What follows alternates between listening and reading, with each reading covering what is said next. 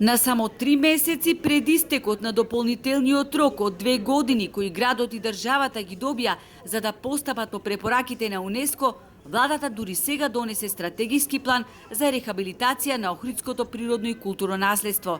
На 23 февруари 2023 ќе се знае дали после 4 децении Центарот за светско наследство ќе побара Охрид да се стави на листата на светско наследство во опасност.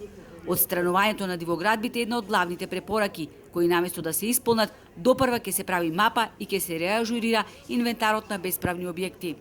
Тоа не личи на една држава како што е Македонија, која се наоѓа на европски континент, да имаме стотици нелегални објекти изградени во многу важни зони, да речеме, како што спомнувате, на Националниот парк Галичица.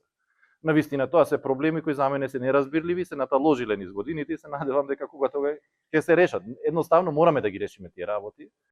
Сведоци сме дека и покрај сите овие строги прописи кои што важат со планот за управување со природно и културно наследство на Охридскиот регион не се почитуваат, значи има обиди да се протнат легализација на некои дивоградби кои што се наоѓаат во самото заштитено подрачје на крајбрежјето на Охридското езеро или во Националниот парк.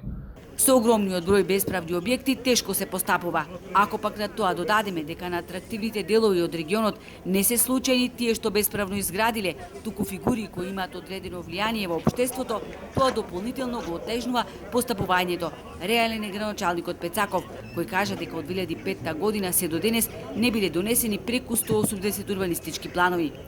УНЕСКО имат полно право за ова што не доведе да стравуваме за задржување на статусот да бидеме под заштита на УНЕСКО. И тука нема никој дилеми заради урбаната деградација и уништување која Охрид имаше долги години наназад.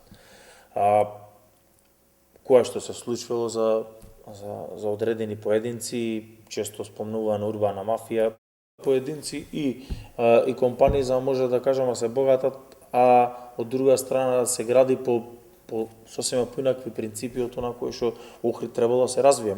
Има работи кои не можеме да стигнеме навреме да ги исполниме од бирократски причини, што не велам дека се оправдани, вели Пецаков, и очекува Охрид да добие уште дополнителни 2 години за исполнување на препораките на УНЕСКО.